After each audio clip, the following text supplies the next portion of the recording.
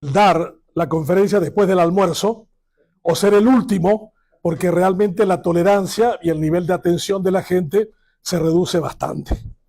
Con todo, quiero decirles que he pasado en estos días momentos muy gratos de poder entender esta apasionante tarea de la construcción de una comunidad a través de la palabra, que de lo que se trató finalmente durante estos 3 días, de cómo construimos a partir de la palabra comunidades. Un gran filósofo de la educación norteamericano, John Dewey, el mismo que hizo el proceso a aquellos que terminaron con la vida de Trotsky en México, John Dewey, decía: comunidad más comunicación es igual a democracia. O sea, la comunidad que no establezca un mecanismo de comunicación no llega a alcanzar la democracia. Y en realidad, escuchando el debate de hoy, de la tarde, sobre el tema de la inteligencia artificial, hay muchas de estas cuestiones que comienzan a emerger como aspectos sobre los cuales deberíamos preguntarnos profundamente los comunicadores. ¿Estamos construyendo comunidad o estamos fragmentándola mucho más? Un gran rector de la Universidad de Buenos Aires escribió un libro a comienzos de este siglo llamado La tragedia educativa. El autor, Jaime Echeverry, rector de una de las universidades públicas más grandes de América Latina, hacía un análisis en torno a la pérdida del lenguaje. En América Latina, de los que más hacen uso de palabra son de lejos los porteños, los de Buenos Aires. Y Jaime Echeverry decía que en la Universidad de Buenos Aires hizo un estudio y encontró que un joven argentino usa 250 palabras diarias de un español de 100.000 términos para comunicarse. O sea, la pobreza en términos de lenguaje era enorme, lo que traía para mí una serie de reflexiones en torno a qué tipo de sociedades estamos construyendo en la actualidad con tal pobreza de lenguaje. Y como el lenguaje es aquello que es el elemento central en la radio, en el periodismo escrito y en la televisión, yo diría que el primer gran problema es el notable empobrecimiento del lenguaje, lo que hace muy acotado, abreviado y reducido el mundo que vivimos. El gran pensador austriaco Wittgenstein decía una frase: el límite de tu mundo es el límite de tu lenguaje. O sea, tú llegas hasta donde puedes describir algo determinado. Tu nivel de capacidad de proyección se hace mucho más largo, mucho más amplio, cuando tienes la posibilidad de verbalizar de forma más profunda aquello que hace parte de tu tarea de comunicador. Si los argentinos de Buenos Aires usan 250 palabras diarias, yo estoy seguro que si pusiéramos a nuestros jóvenes lo mismo como un aparato tipo el Doppler que mide el nivel de calidad del corazón, podríamos llegar a ser sorprendentemente ratificados en la idea de que hoy un joven latinoamericano usa menos de 200 palabras de un español que, reitero, tiene 100.000 términos. Y esto que a mí me parecía una cosa sorprendente, me tocó cuando era profesor de la universidad y un joven me trajo un trabajo práctico que decía que Cristóbal Colón era negro. Yo, con el cariño y el afecto que le tenía al alumno, le dije: Colón no era negro, era un genovés. Y además, un genovés en ese momento, en esa región de Italia, no abundaban los negros. Me dijo: no, profesor, Colón era negro.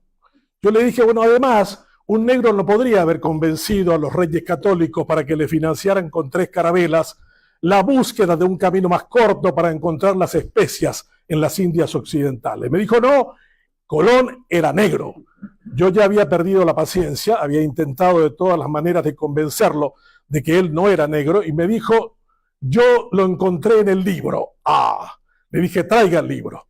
Y el libro decía textualmente: Cristóbal Colón, un oscuro navegante italiano que salió del puerto de Palos.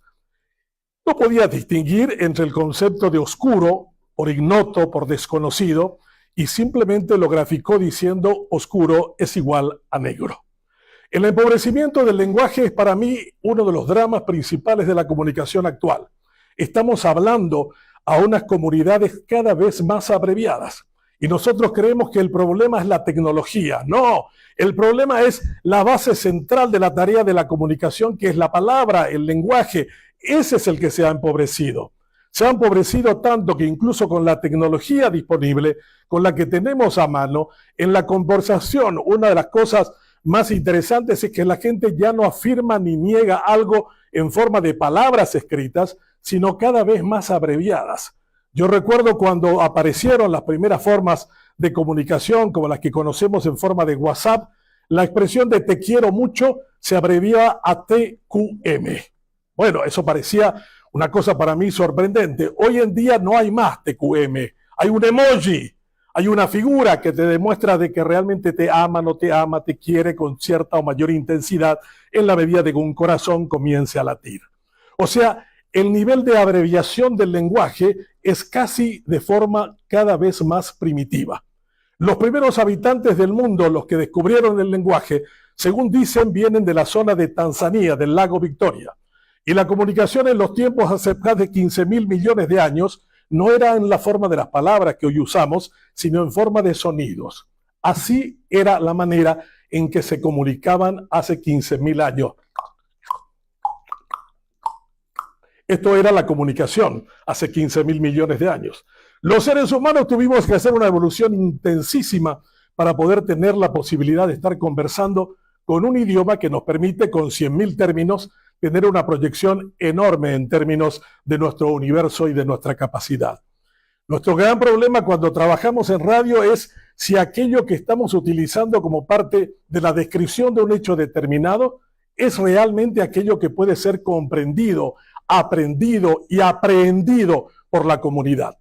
Y en esta cuestión babélica en la que estamos, en donde existen tantos intermediadores con aquello que se describe, es evidente que los medios de comunicación se encuentran en una situación al borde de un ataque de nervios.